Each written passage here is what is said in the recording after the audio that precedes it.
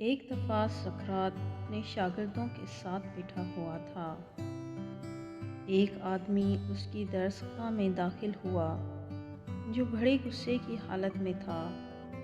وہ آدمی سقراط کے بارے میں کوئی اچھی سوچ نہیں رکھتا تھا۔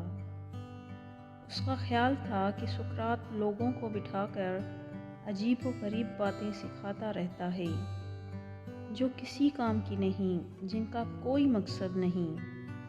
بیسیکلی وہ آدمی ایک بزنس مین تھا اور اس کے بچے سقراط سے بڑے متاثر تھے اور اس کے پاس تعلیم حاصل کرنے کے لیے آیا کرتے تھے۔ اس آدمی کو یہ بات بڑی ناگوار لگتی تھی۔ اس کا خیال تھا کہ یہاں بیکار میں وقت ضائع کرنے کے بجائے بچوں کو اپنے کام پر توجہ دینی چاہیے، زیادہ پیسہ کمانا چاہیے اور اپنی زندگی کو بہتر بنانا چاہیے۔ اس لیے وہ سقراط سے ناراض تھا اور غصے میں تھا، اور آج وہ سقراط سے جھگڑا کرنے اور اسے سبق سکھانے کے لیے آیا تھا۔ انتہائی غصے کے عالم میں وہ سقراط کی طرف بڑھا۔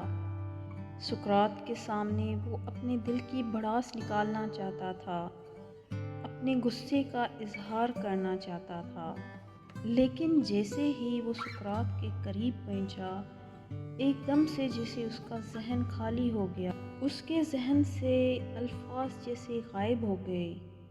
اسے سمجھ نہیں آ رہی تھی کہ وہ کیا بولے، اپنے غصے کا، جذبات کا اظہار کیسے کرے۔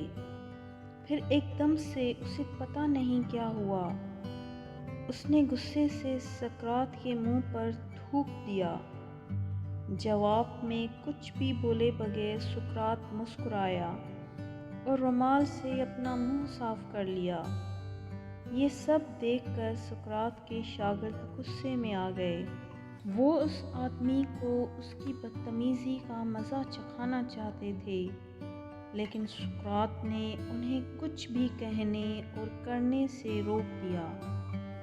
وہاں پر موجود سب لوگ حیران تھے کہ کوئی آدمی اتنی بدتمیزی کیسے کر سکتا ہے، لیکن سقراط کی موجودگی کی وجہ سے وہ خاموش رہے۔ اس آدمی نے جب نوٹ کیا کہ اس کی حرکت کا سقراط پر کوئی اثر نہیں ہوا، بلکہ وہ تو الٹا مسکرا رہا ہے، اور نہ ہی وہاں موجود کسی اور آدمی نے ریئیکٹ کیا ہے، تو وہ چپ چاپ وہاں سے چلا گیا۔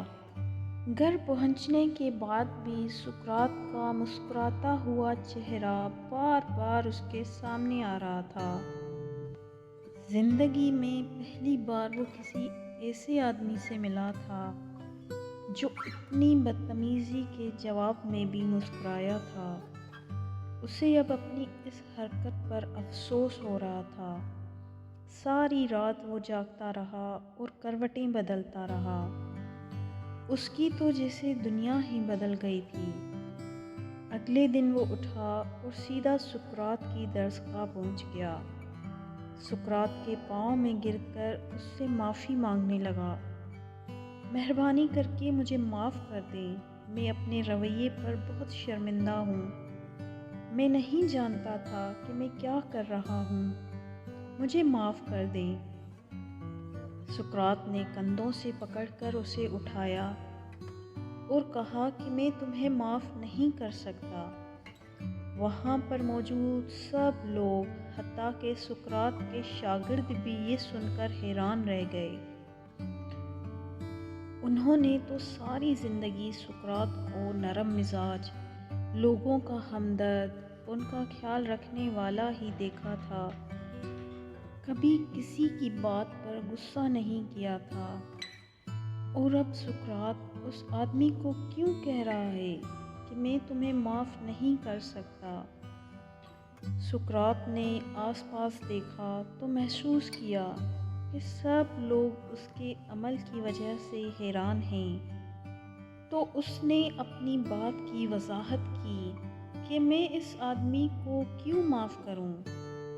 جب اس نے کچھ غلط ہی نہیں کیا تو معافی کس بات کی؟ پھر اس آدمی سے کہا کہ تم نے کیا غلط کیا ہے جس کی معافی تم مجھ سے مانگ رہے ہو؟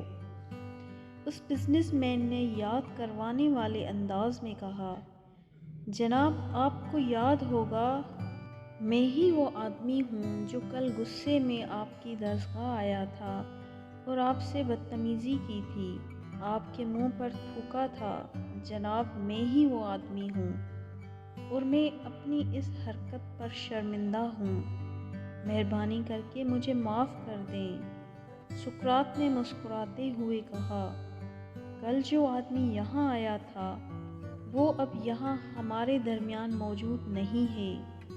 وہ تم تو ہرگز نہیں ہو، تم تو انتہائی بھلے اور سمجھدار آدمی لگ رہے ہو، تم نے تو کچھ بھی غلط نہیں کیا۔